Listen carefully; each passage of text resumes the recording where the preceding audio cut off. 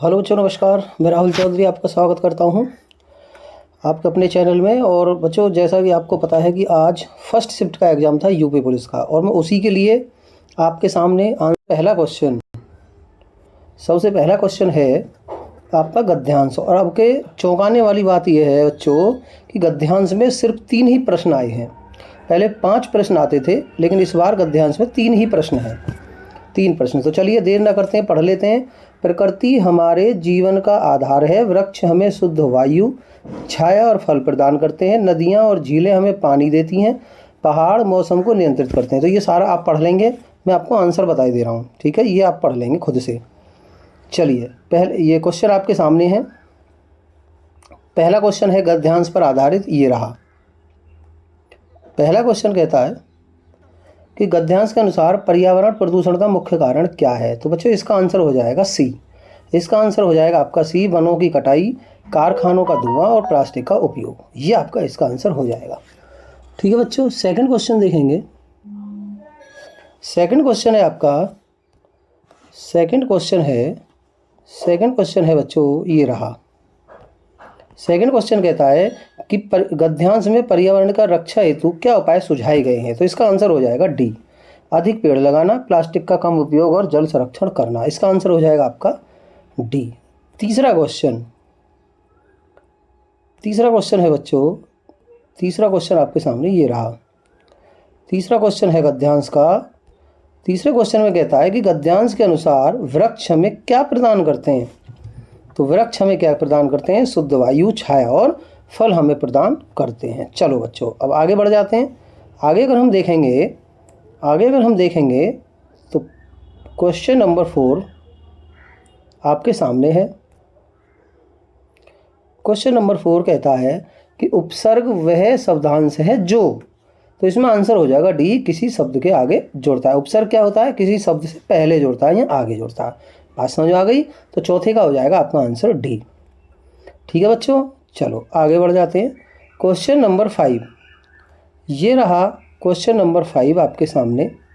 Question number 5 कहता है बच्चों कि रात को, आकाश के नीचे अंडरलाइन है, में तारे चमकते हैं। इस वाक्य में रेखांकित शब्द का कारक बताइए। तो इसमें कारक पूछा है, तो स्थिति बताई जा रही है ना, तारों की। तारे कहाँ चमकते हैं? आकाश में। स्थिति बताई जाती है, ठीक है। तो वहाँ पर क्या होता है आपका अधिकरण कारक, में यहाँ पर, ठीक है, आकाश में, में यहाँ पर। बात समझ में आ गई? तो ऑप्शन ए बिल्कुल ठीक आंसर हो जाएगा इसका। चलिए क्वेश्चन नंबर 6 ये रहा आपके सामने। क्वेश्चन नंबर 6 बच्चों ये रहा आपके सामने। क्वेश्चन नंबर 6 कहता है निम्नलिखित में से संसद से सड़क तक किसके द्वारा लिखी गई है। तो किसकी रचना है? ये रचना हो जाएगी आपका सुदामा पांडे धूमिल जी की, ठीक है। सुदामा पांडे धूमिल जी की रचना हो जाएगी। तो 6 का हो गया आंसर बी। चलिए क्वेश्चन नंबर 7 कह रहा है कि निम्न से कौन सी रचना महादेवी वर्मा जी की नहीं है। इसका मतलब 3 है, 1 नहीं है। तो ध्यान देंगे, यामा है, दीपशिखा है, गीता पर्व है और पिंजर नहीं है। पिंजर किसका है? अमृता प्रीतम द्वारा लिखा गया। बात समझ में आ गई? जी बिल्कुल आ गई। चलिए 8वां क्वेश्चन है आपका। 8वां क्वेश्चन ये रहा बच्चों आपके सामने। 8वां क्वेश्चन कहता है कि अनुवांशिक के विलोम शब्द का चयन कीजिए। अनुवांशिक का अर्थ होता है वंशानुगत, यानी वंश के अनुसार। तो इसका विलोम क्या होगा? अल्पजीवी, ठीक है, जो थोड़े समय तक जीवित हो, ठीक है। बात समझ आ गई? तो इसका ऑप्शन सी हो जाएगा। चलो बहुत बढ़िया। अगला प्रश्न है प्रश्न नंबर 9 आपके सामने ये रहा। 9 कहता है मुहावरे में कौन सा युग गलत है। ये ध्यान देने की बात है, गलत है पूछा है। तो गलत कौन सा है इसमें? कंधे से कंधा मिलाना, चोट लगना, ये ही इसमें गलत है। क्योंकि कागज काले करना, अनावश्यक लिखना, कमर कसना, तैयार होना, कलाई खुलना, रहस्य खुलना। तो कंधे से कंधा मिलाने का सही होता है साथ देना या सहयोग करना। बात समझ आ गई? ठीक है। चलिए जी आगे बढ़ जाते हैं। आगे बढ़ते हैं बच्चों। क्वेश्चन नंबर 10 ये रहा आपका। क्वेश्चन नंबर 10 है आपके सामने बच्चों। चलिए क्वेश्चन नंबर 10 है, क्या तुम सचमुच उत्तीर्ण हो गए हो? यह कौन सा वाक्य है? क्या तुम सचमुच उत्तीर्ण हो गए हो? यह कौन सा वाक्य है। तो ये प्रश्नवाचक आपको दिख भी रहा और क्या भी, ठीक है। तो ये कौन सा हो जाएगा, प्रश्नवाचक, ठीक है। ऑप्शन नंबर डी बिल्कुल सही आंसर है। चलिए क्वेश्चन नंबर 11, क्वेश्चन नंबर 11, चलिए क्वेश्चन नंबर 11 कहता है कि गुलाम शब्द का विलोम लिखिए। तो गुलाम का सीधी सबको पता है आज़ाद है, ठीक है। गुलाम का हो जाएगा आज़ाद, बहुत बढ़िया। क्वेश्चन नंबर 12, क्वेश्चन नंबर 12 है आपके सामने है बच्चों। 12 कहता है घोंसले में चिड़िया है में कौन सा कारक है। तो ये भी स्थिति बताई जा रही है, यहाँ पे भी अधिकरण कारक हो जाएगा ऑप्शन सी बिल्कुल। कारक से 3-4 क्वेश्चन आए बच्चों इस बार इस शिफ्ट में। चलिए अगला प्रश्न, अगला प्रश्न आपके सामने है। अगला प्रश्न है बच्चों दिनों का फेर होना, दिनों का फेर होना। तो ये क्या हो जाएगा, भाग्य का चक्कर, ठीक है। भाग्य का चक्कर, ऑप्शन ए बिल्कुल ठीक आंसर है। क्वेश्चन नंबर 15, क्वेश्चन नंबर 15 आपके सामने है। क्वेश्चन नंबर 15, चलिए कह रहा बद उपसर्ग निम्न में से कौन से शब्द में प्रयुक्त है। बद, ठीक है। बदमाश में नहीं है, बदौलत में नहीं है, बेहतर में नहीं है, ये हो जाएगा बेहुदा, ठीक है। बेहुदा में बद उपसर्ग का प्रयोग हुआ है। चलिए जी देखेंगे क्वेश्चन नंबर 15, क्वेश्चन नंबर 15, 15 में क्या है जी, 15 कहता है कि दूसर शब्द का पर्यायवाची है। तो इसका क्या हो जाएगा जी, भूमि, ठीक है। भूमि इसका सही आंसर हो जाएगा। चलिए question number 16, question number 16, question number 16 है आपका मोहन बिल्कुल थक गया है। इस वाक्य में कौन सा अव्यय पूछा है, बिल्कुल थक गया है। तो इसमें हो जाएगा विस्मयादि बोधक अव्यय, ठीक है बच्चों। कौन सा हो जाएगा, विस्मयादि बोधक अव्यय हो जाएगा इसमें, ठीक है। चलिए ऑप्शन सी बिल्कुल करेक्ट आंसर है।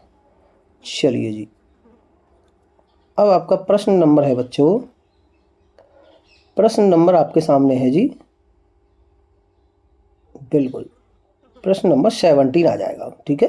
कौन सा आ जाएगा जी सर, 17 देखेंगे। चलिए कृष्ण विष्णु अविनाशी किस शब्द के अनेकार्थी हैं।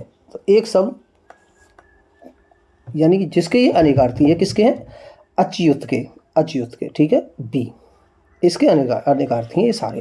क्वेश्चन नंबर 18 देखेंगे बच्चों। वर्ष 2005 में कुंवर नारायण जी को किस भाग के लिए ज्ञानपीठ पुरस्कार मिला था, किस भाषा के लिए, सॉरी किस भाषा के लिए। तो भाषा तेलुगु में मिला था, ठीक है बच्चों, तेलुगु। ऑप्शन बी बिल्कुल करेक्ट आंसर है। चलिए प्रश्न नंबर 19, प्रश्न नंबर 19 आपके सामने है। प्रश्न नंबर 19 बच्चों आपके सामने है, देखेंगे आगे कुआ पीछे खाई मुहावरे का अर्थ बताओ। तो ये क्या हो जाएगा, ऑप्शन बी दोनों तरफ विपत्तियां परेशानी होना, बिल्कुल सही आंसर है बी आपका। विश्व है उन्होंने बहुत लड़ाइयाँ लड़ी हैं। इस वाक्य में लड़ी है किसका उदाहरण है। तो ये हो जाएगा सकर्मक क्रिया का उदाहरण हो जाएगा, लड़ी हैं, ठीक है। क्या लड़ी हैं, लड़ाइयाँ, क्या लड़ी हैं, लड़ाइयाँ, बहुत बढ़िया। प्रश्न नंबर 21 ये आपके सामने है। प्रश्न नंबर 21, ठीक है बच्चों, प्रश्न नंबर 21। चलो देख लेते हैं क्या कहता है प्रश्न नंबर 21। कह रहा है निम्नलिखित में से आधा गांव उपन्यास किसके द्वारा लिखा गया। साहित्य में से 6-7 प्रश्न आए बच्चों, तो किसके द्वारा लिखा गया है आधा उपन्यास। ये लिखा गया है बी, यानी कि डॉक्टर राही मासूम रजा के द्वारा ये लिखा गया है। क्वेश्चन नंबर 22 आपके सामने है। राम जो बड़ा अच्छा खिलाड़ी है कल उसकी टांग टूट गई, वाक्य में उचित विराम चिन्ह होगा। तो कौन सा होगा, अर्धविराम इसमें बच्चों होगा। कौन सा होगा, अर्धविराम। बात समझ आ गई, बिल्कुल आ गई सर। अगला प्रश्न, अगला प्रश्न आपके सामने ये रहा, प्रश्न नंबर 23। प्रश्न नंबर 23 है कोई तो साथ चलो इस वाक्य में कौन सा सर्वनाम है। तो इसमें हो जाएगा आंसर बी, क्या हो जाएगा, पुरुषवाचक सर्वनाम। कोई तो मेरे साथ चलो पुरुषवाचक सर्वनाम हो जाएगा। आगे देखो 24वां क्वेश्चन है कि निम्नलिखित में से ध्यानमग्न शब्द में कौन सा समास है। ध्यान में मग्न, ध्यानमग्न, तो इसमें हो जाएगा जी अव्ययी भाव समास। ऑप्शन ए बिल्कुल सही आंसर है। तो ये हो गए आपके 24 क्वेश्चन। आगे देखते हैं क्वेश्चन नंबर 25 देखते हैं। क्वेश्चन नंबर 25, जिसके पास घर न हो के लिए एक शब्द है तो वो हो जाएगा ऑप्शन बी गोही। क्या हो जाएगा, ऑप्शन बी गोही, ठीक है। चलिए जी बहुत बढ़िया, 25 प्रश्न हमने कर लिए। प्रश्न नंबर 26, प्रश्न नंबर 26 का आंसर देख लेंगे। कहता है निम्नलिखित में से कौन सा शब्द विशेषण है? उपार्जन, आंशिक, उपनिवेश, चक्षु। तो ये हो जाएगा आपका बी आंसर। बी बिल्कुल सही आंसर है। चलिए प्रश्न नंबर 27। प्रश्न नंबर 27 कहता है बच्चों कि मानव जीवन पर ग्रहों और तारों के प्रभाव के अध्ययन को क्या कहते हैं? मानव जीवन पर, तो वो उसको कहते हैं जी ज्योतिष। ठीक है, ज्योतिष कहते हैं। ऑप्शन सी बिल्कुल सही आंसर है। चलिए प्रश्न नंबर 28। प्रश्न नंबर 28 देख लेंगे। 28 में क्या है वो भी देख लेंगे जरूर। चलो देखो 28 में है मध्यवारी का संधि विच्छेद है, तो ये हो जाएगा ऑप्शन सी मधु प्लस अरि, बिल्कुल सही आंसर है। चलिए 29वां देखेंगे। ये रहा आपके सामने प्रश्न नंबर 29 में क्या है जी? निम्नलिखित में से कौन सा अव्ययी भाव समास का उदाहरण है? अव्ययी भाव के कई क्वेश्चन इसमें आए हैं, तो क्या कहेंगे? धीरे धीरे किसका है? अव्ययी भाव का। ठीक है, क्योंकि ये सब क्रिया विशेषण है और क्रिया विशेषण एक अव्यय होता है, अव्ययी भाव में अव्यय होता है। इतनी बात समझ में आ गई? ठीक है। प्रश्न नंबर 30 देखेंगे, आपके सामने है 30वां। जिस क्रिया का फल कर्ता को छोड़कर कर्म पर पड़े उसे क्या कहते हैं? कर्म पर पड़े। ठीक है, उसे अकर्मक क्रिया कहते हैं। बात समझ में आ गई? क्रिया होगी अकर्मक। ऑप्शन नंबर डी बिल्कुल ठीक आंसर। प्रश्न नंबर है 31। बहुत अच्छा क्वेश्चन है। मैं अभी आपको ये भी दिखाऊंगा कहाँ से कितने प्रश्न आए हैं। चलिए क्वेश्चन है निम्नलिखित में से हिंदी भाषा में साहित्य अकादमी पुरस्कार रचना कल सुनना मुझे किसके द्वारा लिखी गई है? तो ये धूमिल जी के द्वारा लिखी गई है। बात समझ आ गई? कल सुनना मुझे रचना धूमिल जी के द्वारा लिखी गई है। चलिए अगला प्रश्न, प्रश्न नंबर 32। प्रश्न नंबर 32 देखेंगे बच्चों। प्रश्न नंबर 32 कह रहा है कि ऊपरी बनावट या तड़क भड़क के लिए एक शब्द है, तो ये हो जाएगा आडंबर, है ना, ऐसे ही दिखाना। चलो आडंबर। 33 नंबर क्वेश्चन है आपका, ये रहा आपके सामने। 33 नंबर में कहता है कि भाला शब्द का वचन लिखिए, यानी बहुवचन लिखने, तो ये भालाएं। बी ऑप्शन बिल्कुल ठीक हो जाएगा। प्रश्न नंबर 33 हो गया। 34। प्रश्न नंबर 34 बच्चों। प्रश्न नंबर 34 कहता है कि निम्नलिखित में से सर्कस उपन्यास किसके द्वारा लिखा गया है? तो मन्नू भंडारी के द्वारा आपका ये उपन्यास लिखा गया है। चलिए आगे बढ़ते हैं। Question number 35। क्वेश्चन नंबर 35 आपके सामने है। माया को माया मिले, कर कर लखे हाथ, लोकत्ति का सही अर्थ है, यानी धनी को और धन मिलना। ठीक है, माया में माया मिलना, धनी को और धन मिलना। ऑप्शन सी बिल्कुल आपका सही आंसर है। 36। चलिए बच्चों 36 नंबर है आपका। 36 नंबर कहता है निम्नलिखित में से 1989 में साहित्य अकादमी पुरस्कार के विजेता कौन थे? तो ये कौन थे जी? केदारनाथ सिंह। ठीक है, केदारनाथ सिंह थे। प्रश्न नंबर 37।